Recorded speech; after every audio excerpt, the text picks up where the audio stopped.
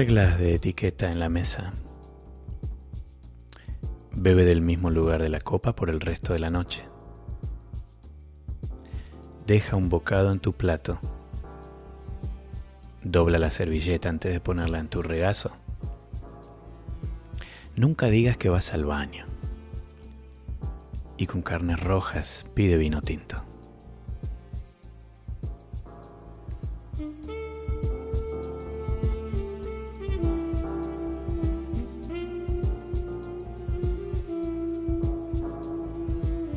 La tradición según el whisky JB y sus publicidades. La gente se casa en iglesia. La novia debe vestirse de blanco. Se brinda siempre con champán. El whisky debe ser oscuro. Y la pareja recibe, por supuesto, regalos para la casa. Tradición no es lo de antes. Hay que romper la tradición, dice JB.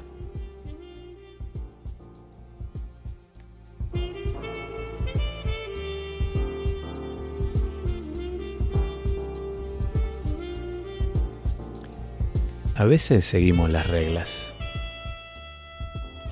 y tradiciones porque tiene sentido, otras para pertenecer, para no ser señalados, hasta tal vez nos acostumbramos.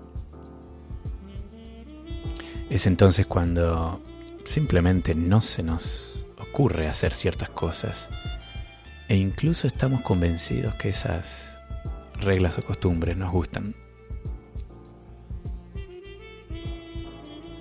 Por el otro lado está la rebeldía, el extremo de siempre ir hacia el lado contrario. Entonces nos casamos de rojo, limpiamos el plato hasta el final, avisamos que vamos al baño y le ponemos hielo al single malt ahumado.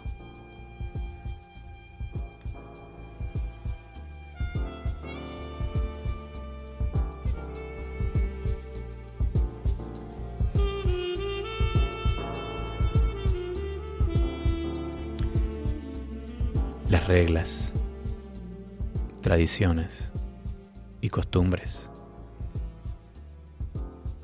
se hacen indiscutibles cuando se adoptan masivamente y marcan la línea de lo bien visto y lo despreciable.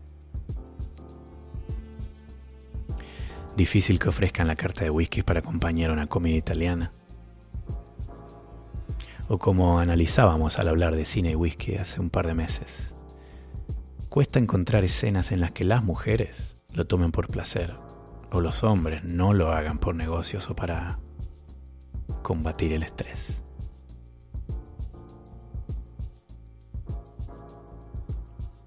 ¿Quién dijo que hay que casarse de blanco? ¿Quién dijo que hay que casarse? Vamos por otro whisky.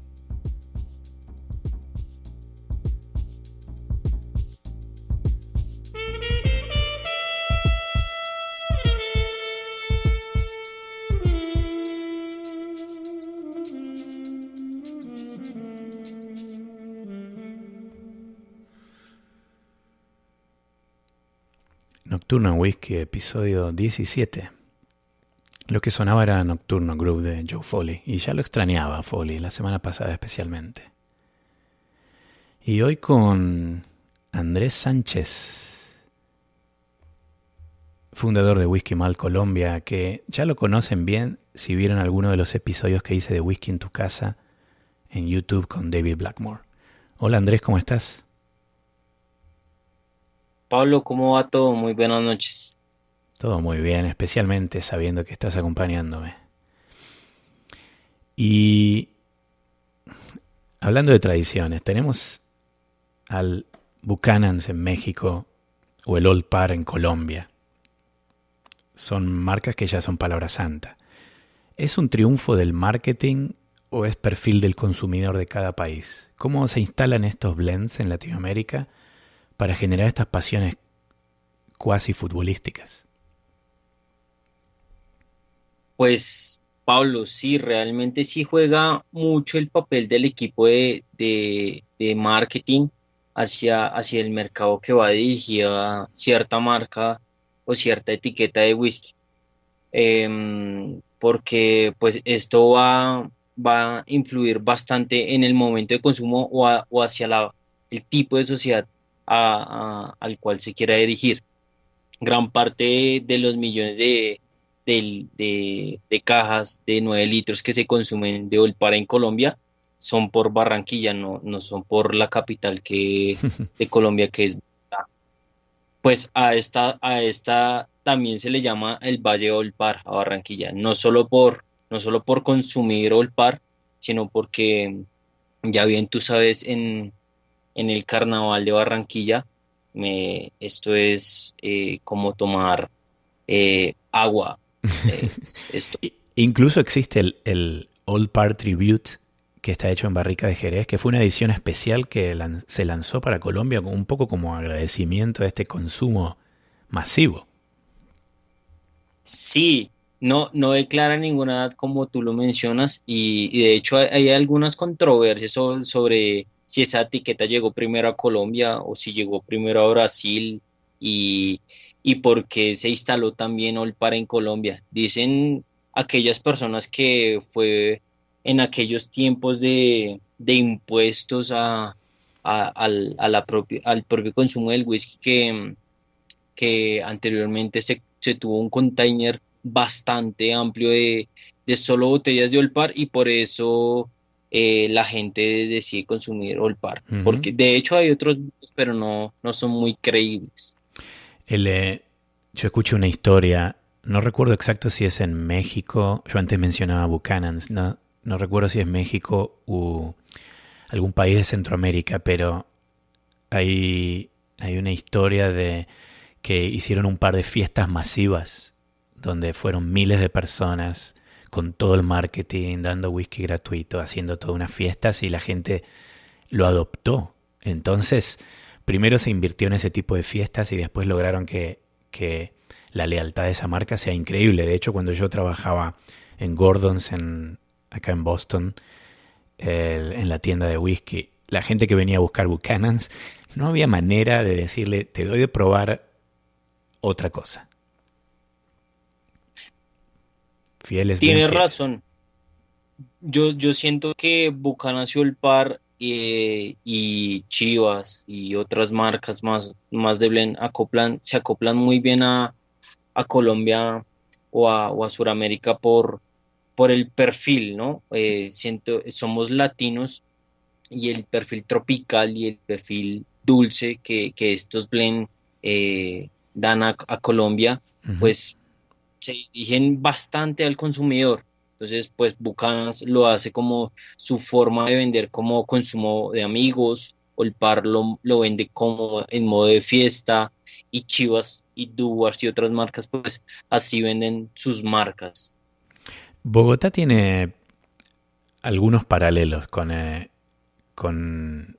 lo británico, con el Reino Unido. Un poquito del frío, la lluvia, hasta hay algunos sectores con arquitectura parecida. Y me pregunto si la pasión por el whisky también viene de esta fascinación con lo británico. Y si hay ciudades de Colombia que crees que son más o menos whiskeras que otras. Ya mencionaste obviamente Barranquilla. La capital por estos días sí se deja llevar por la lluvia y bueno, esto es un excelente momento para los amantes del whisky para disfrutar de un dram de whisky favorito. Yo, por ejemplo, me dejo influenciar mucho por estos whiskies ahumados y de gran carga de peat para, para solventar estos grandes fríos y esta gran lluvia que pasa por estos días. Pero sí, de hecho, Bogotá abarca casi un 40% de los amantes del whisky en Colombia y el resto se acopla en Barranquilla, como lo mencionaba anteriormente, Cartagena, Medellín y otras ciudades. Pero los focos principales siento yo que es Bogotá y Barranquilla. Acá es donde la Whisky Mal Colombia tiene el foco. ¿Qué hacen en la Whisky Mal Colombia? Cuenta un poquito. Bueno, Pablo, hay muchas cosas de lo que hay que hacer. Siento yo que es el proyecto más grande que hay de whisky en Colombia. Es un proyecto netamente educativo, como tú lo ves en otros países. Hay una asociación, hay un club, hay un lugar, hay algo del cual se defiende el whisky en ese país. En este Ujú. momento estamos hablando de Colombia. Y siento yo que con mi socio, con las personas que me ayudan con el Whisky Mal, es el proyecto más responsable, que tiene más carga en cuanto a defender el whisky en Colombia, porque está creciendo el consumo del whisky, o bueno, viene creciendo hace muchos años, pero ahora la gente se ha vuelto más exigente, quiere más, y de hecho en todos los países, cada consumidor después de que consume una buena botella y tiene una buena experiencia, decide tirarse al abismo, ¿no? Entonces, es el proyecto más responsable y con más respeto que tiene Colombia para el whisky. Algo parecido está pasando en Argentina con la gente de Whisky en Buenos Aires, que obviamente conocemos bien.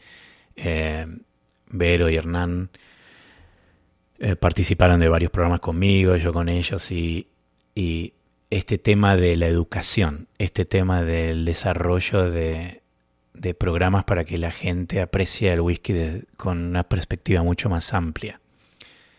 Creo que es muy importante en cualquiera de los proyectos. Por eso me parece buenísimo que digas que el Whisky Mal Colombia se lo toma responsablemente y está interesado en difundir y enseñar también.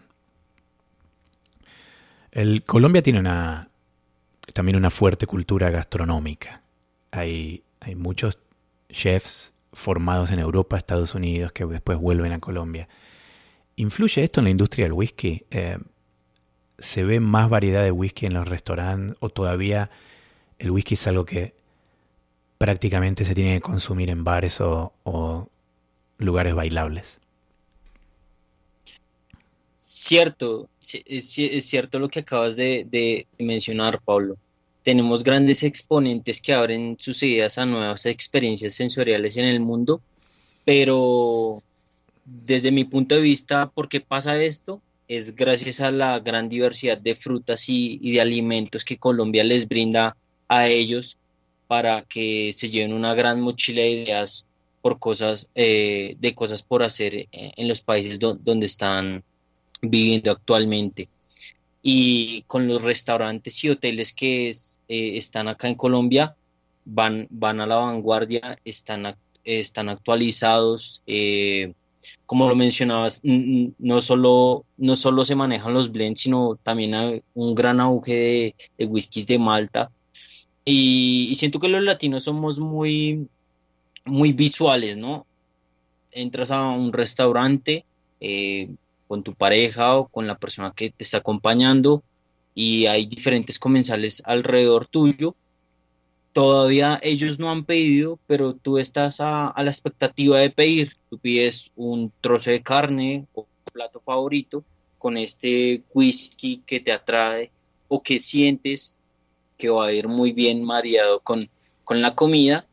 Y según la experiencia del restaurante, eh, cuando el mesero o el host lleve esto a la mesa, se pueden antojar los diferentes otros comensales. Puede ser que visualmente les atraiga la comida o Ujú, visualmente la experiencia que lleve de whisky a la mesa puede hacer que estos comensales que aún no han pedido o que están por pedir se antojen de complementar su comida con un buen whisky.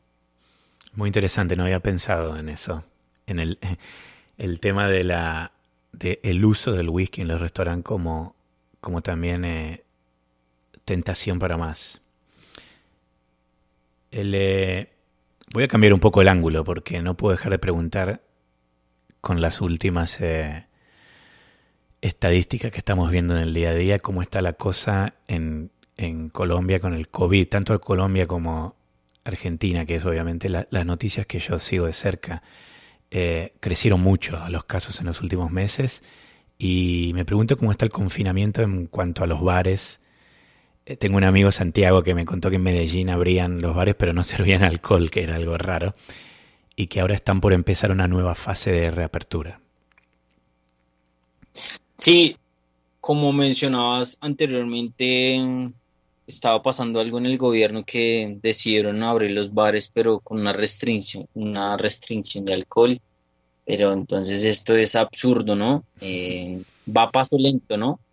Ya vemos que Manuel de Café Residente hace unos meses ya tenía su bar abierto con ciertas normas o ciertos parámetros, pero esto va más Y lento. tuvo que volver para De atrás, hecho, creo, Manu.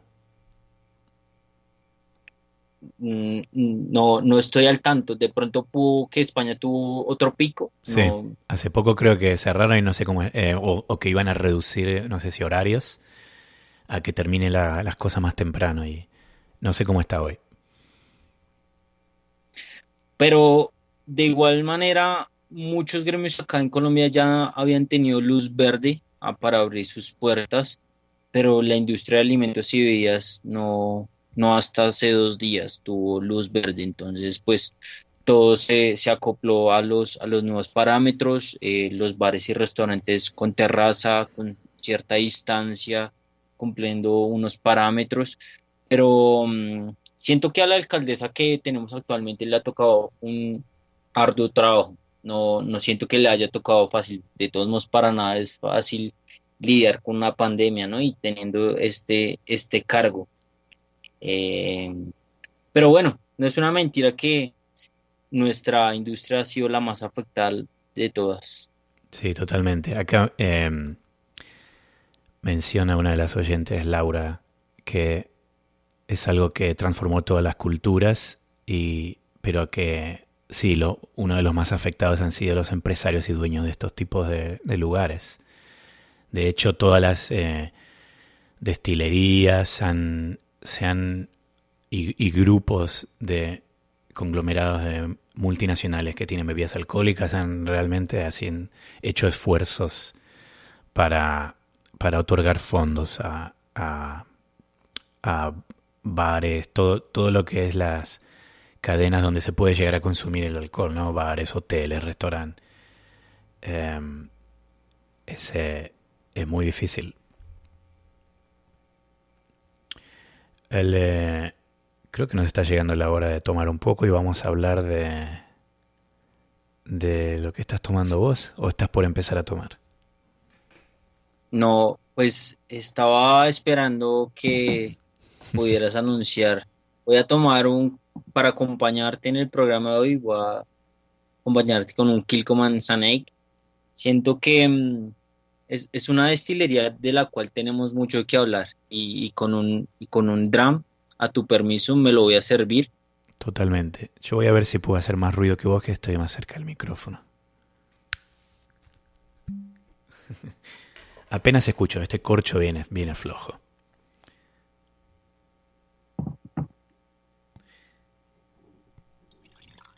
El, yo también te voy a acompañar con Kilcoman. Y el mío es un Kilcoman muy especial que mañana voy a poner una foto en las redes sociales. Este Kilcoman lo conseguí de una tienda en Holanda, que es una tienda grande que trabaja mucho con whisky. Se llama Bresser and Timmer.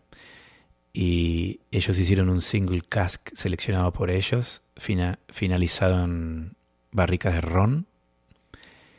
Es un whisky de unos 6 años y medio a 56.6% de alcohol.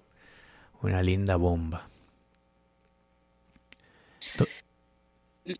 Lo que mencionas son esos rasgos de Kilhoman, ¿no? No siento que sea una destilería como ninguna otra. De hecho, ninguna destilería se parece a ninguna, pero Kilhoman desde su apertura se ha caracterizado por ser muy familiar, por sus procesos de producción.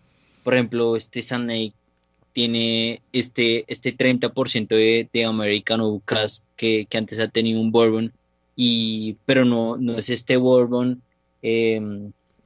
tan seco o con esas notas características, sino es de Buffalo Trace y le aporta eso, ¿no? Y el otro 70% de la maduración con Cherry Cask lo complementa y, y los demás procesos como el 63.5 de este New Make, después pasando por, por su tiempo de destilación, su mash, su fermentación, su cebada.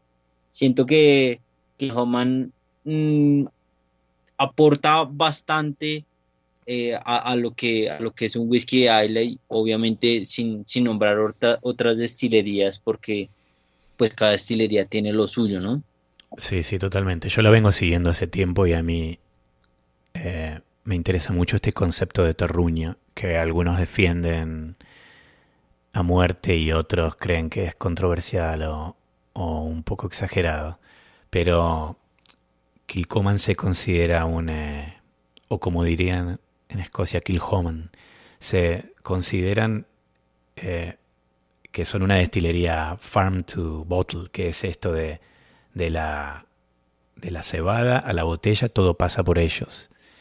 Y, y sus whiskies son jóvenes, pero salvo algunos que a veces se sienten un poquitito como que les vendría bien un par de años más de maduración, creo que son fenomenales.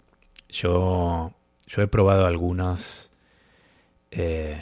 single cast de casi 10 años ya em, y realmente muy muy buenos. Voy a tomar este. Este lo que tiene... Sí, Contame. con, con lo que mencionabas anteriormente, te apoyo con lo que dijiste. Siento que si este Snake tuviera 3 años más o 2 años más de maduración, no en Jerez, sino en Bourbon, siento que sería un whisky perfecto para mí. Para mí, Ujú. tiene, por el momento está ideal para acompañarlo en este programa, pero con 2 años más, desde mi punto de vista, quedaría perfecto. El, esta edición de Holanda. Yo hace poco hablaba en otro programa de la, la increíble presencia de whisky en Holanda y cómo hay tantas eh, botellas especiales para que se hacen para Holanda. No sé si es un poco el consumo holandés o los contactos que tienen algunos holandeses con gente de Escocia que logran hacer botellas especiales. Porque este Bresser Antimer es una edición que he seleccionado la tienda, pero he visto botellas para el país. He visto botellas que dice For the Netherlands, que hacen algunas destilerías para importaciones especiales. Pero este es un whisky bastante delicado. No se siente la fuerza del ahumado hasta que se toma. En la nariz, en la nariz tiene esto de frutas secas, muy muy suave. Dije suave. Voy a tener que volver a escuchar mi programa de hace 2 semanas. Pero es verdad que apenas se percibe el ahumado hasta que uno lo prueba y se empieza a hacer bastante más fuerte. Sí, sí, en cambio este nariz, este Sané que es como muy fragante, bastante brezo, pasas y ya cuando tomas un dram de esto ya se despierta en boca como ciruelas maduras, algo más de cítricos y tienes ese pit como en el perfecto balance. Es bueno, ¿no? Totalmente. Y creo que le hace muy bien a los whiskies cuando tienen estos primeros años en ex-bourbon. Porque le da estas notas de madera, vainilla, nueces que como que lo aplacan un poco, ¿no? Los whiskies están completamente madurados en Jerez o por ejemplo, yo hice una reseña sobre uno que estaba totalmente madurado en Madeira. Pueden, le puede ir bien o le puede ir mal, pueden ser demasiado dulces. A mí me encanta el Jerez y Madeira, pero, pero a veces le viene bien un par de años, o a veces, o incluso la mayoría de los años en ex-bourbon y después hacer el acabado. Sí, de hecho algunos críticos dicen que el primer paso por American Lucas prepara el whisky para su finish y a veces puede ser o no puede ser esto cierto o no cierto, ¿no? Yo hablaba hace poco y sé que a vos también te gusta mucho el whisky irlandés. Y hace poco yo hablaba del Tircón, 15 años Madeira. Tiene unos 6 meses en Madeira. El resto es todo bourbon. Pero es tan diferente a otros Tircones que son totalmente en bourbon. Esos pocos meses en Madeira los llevan muy bien ellos. Y, y a veces alcanza con medio año a 2 años y depende de la barrica que se utilice y qué contenía antes, ¿no?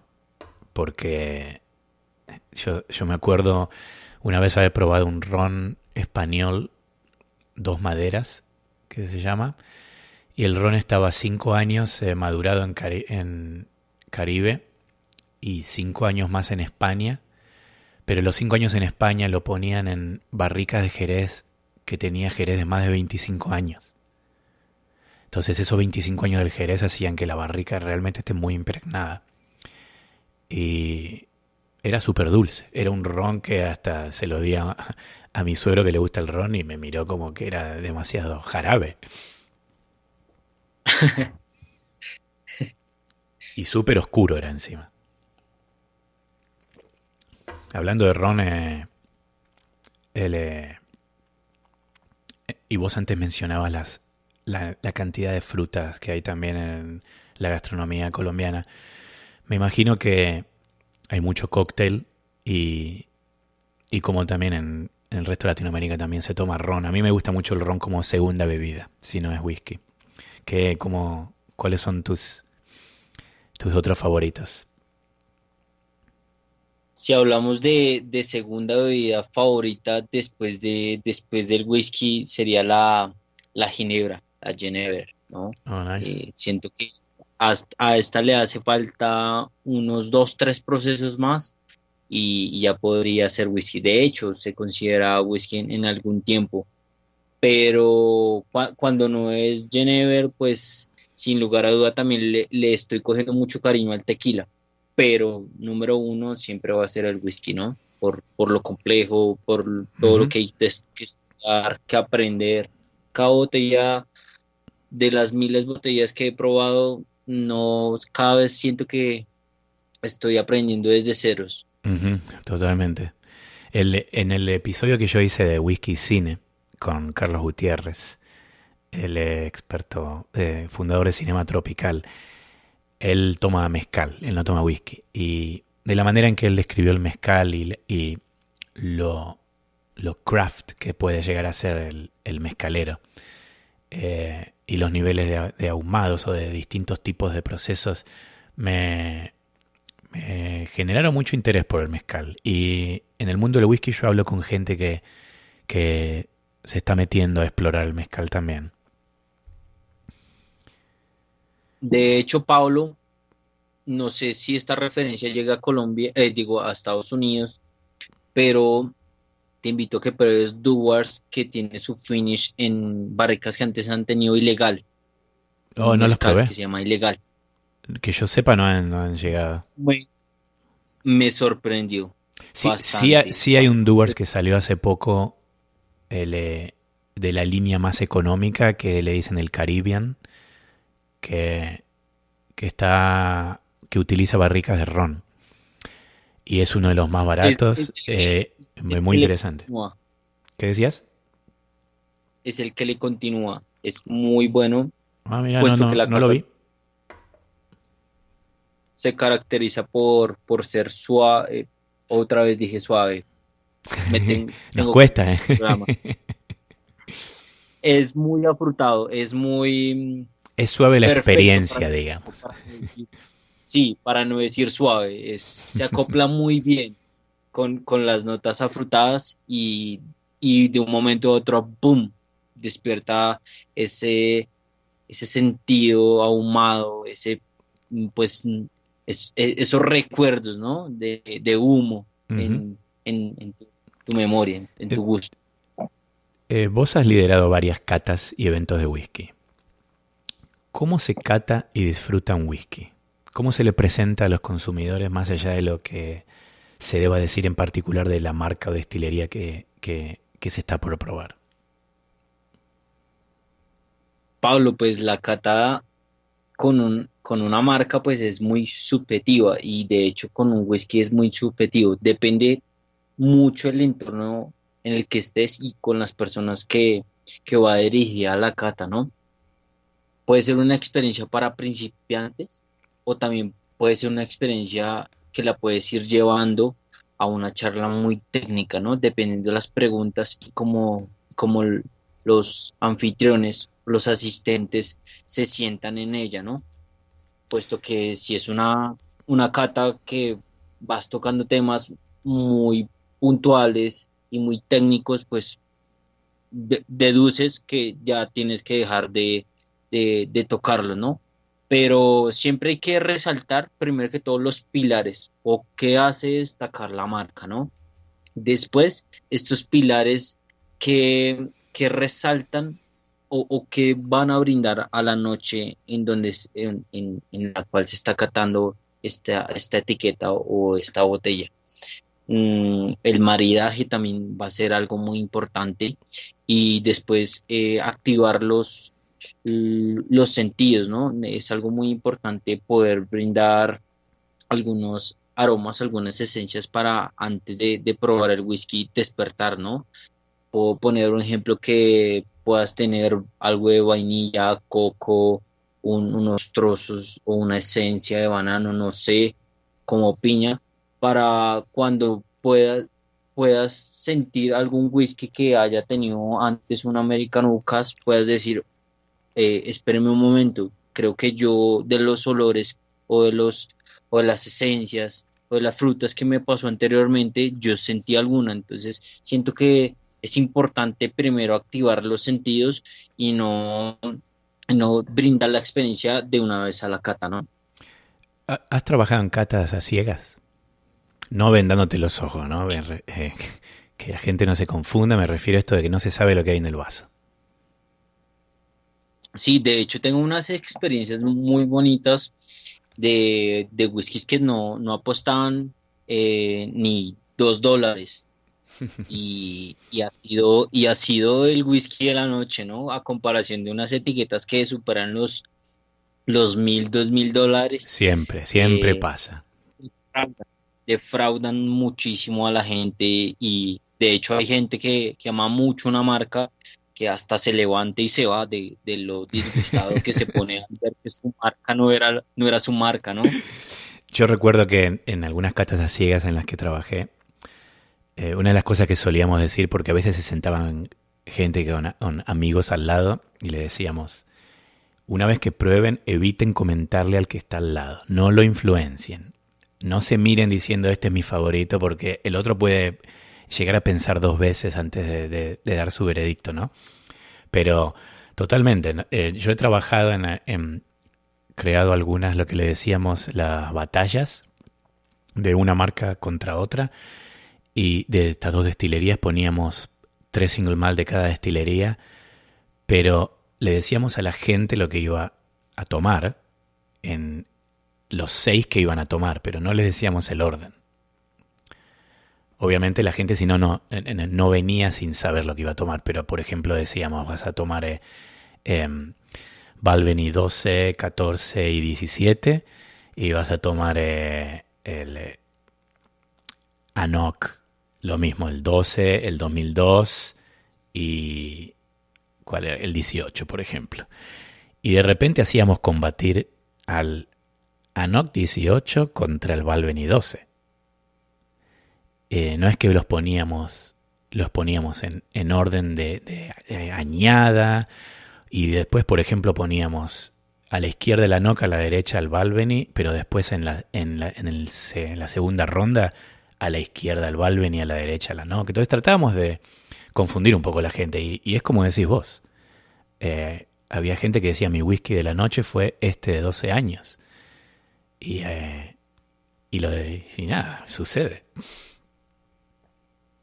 Sí, hay gente que se molesta y por su etiqueta o por su marca piensa que nunca va a estar abajo de otras marcas que no, no vamos a hablar de eso. Pero Otra, también eso es lo importante de las catas, ¿no?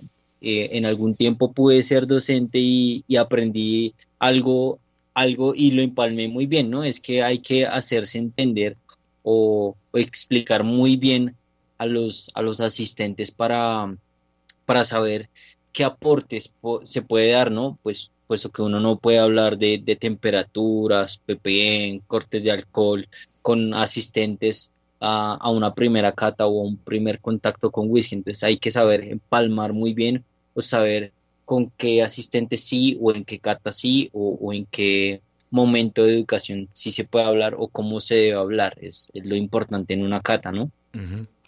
También pasaba en estas catas a ciegas que había gente que decía, estoy seguro que este es el de Jerez. Y se equivocaban. Miraban el color en la luz, decían, este que es el más oscuro, tiene que ser el de Jerez. Y yo, por ejemplo, he probado whiskies acabados en Jerez que son muy claritos. Y uno dice, no, no entiendo cómo.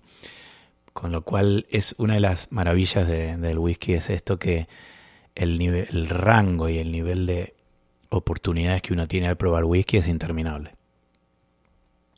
Tuve una experiencia antes de que cambiemos de tema que me gustó mucho cuando trabajé con Diageo, que pude probar una etiqueta de sus single malts y la experiencia como nos la brindaron fue escuchar, la cata fue escuchar los sonidos que podía, los aromas que podía tener este single malt, ¿no?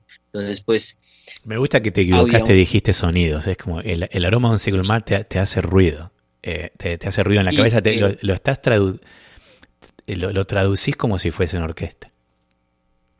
sí, entonces pues había un sonido perfecto, ¿no? Era un cuarto cerrado, las bocinas perfectas, tú y un drum de whisky no necesitabas más. Y en un reproductor ponían sonidos de abriendo un pan a punto tostado, ¿no? Ese sonido crujiente, también destapando varias cosas. Eran sonidos alusivos a los sabores que podías encontrar en ese single malt, ¿no? Y también varias cosas, ¿no? Que el cerebro no mismo te va a reconocer el mismo olor. Puedo poner un ejemplo. Tú estás percibiendo un Kilhoman y, y no puedes percibir, lo olfateas, pero en tu nariz o en tu recuerdo sensorial no vas a percibir como una, un banano, ¿no? Sino te va a llevar a un recuerdo. Entonces te va a llevar al recuerdo de que tu mamá hacía una torta de banano espectacular o tu abuela hacía una torta. Es eso, ¿no? Llevar la experiencia a algo más bonito, algo más que todo el mundo pueda entender, ¿no?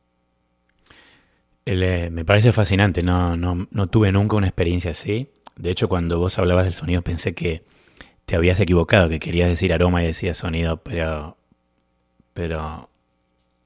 es verdad que es también un poco preparar el cerebro para asociar estas experiencias.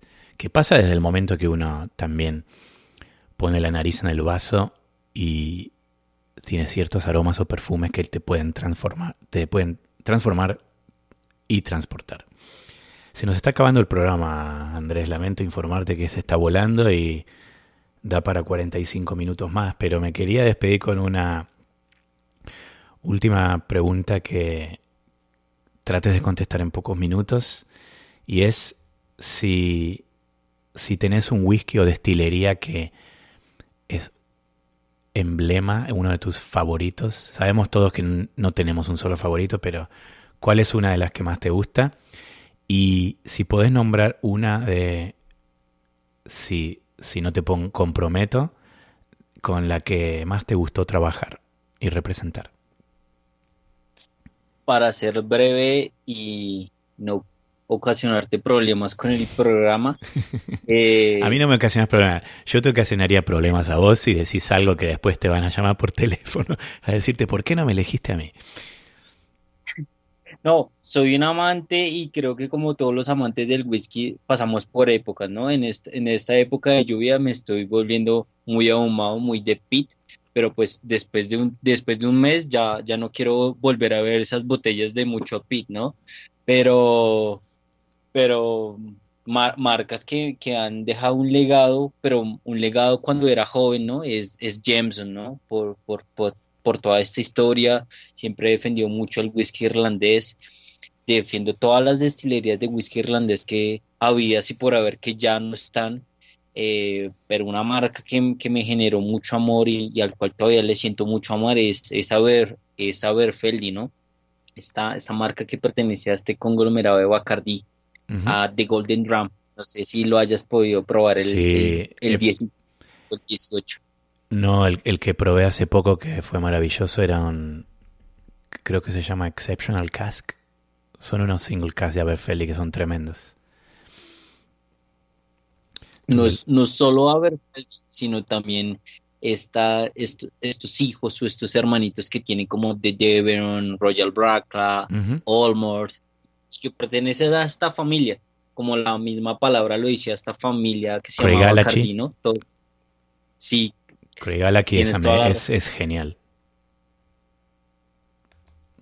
Y después de Overfeldy no podía poner en un puesto número 2 a Glenmorangie y todo el reto que me dio las catas y la enseñanza con ellos.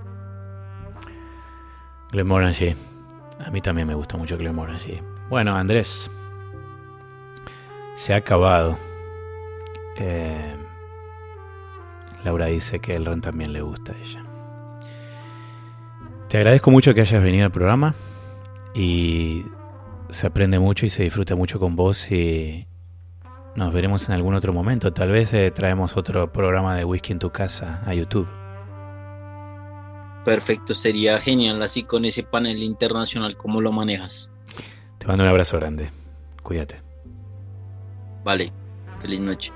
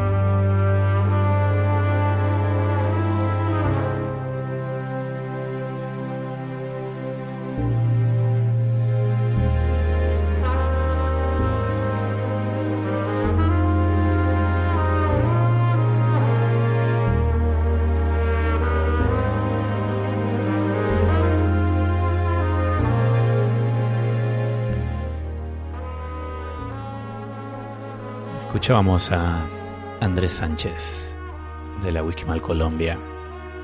Un gran placer tenerlo. Los espero la semana próxima, 22 horas de México, 23 de Boston, medianoche Argentina y para los búhos de España, apenas las 5 de la mañana. Nos vamos como siempre con Joe Foley y esa trompeta maravillosa.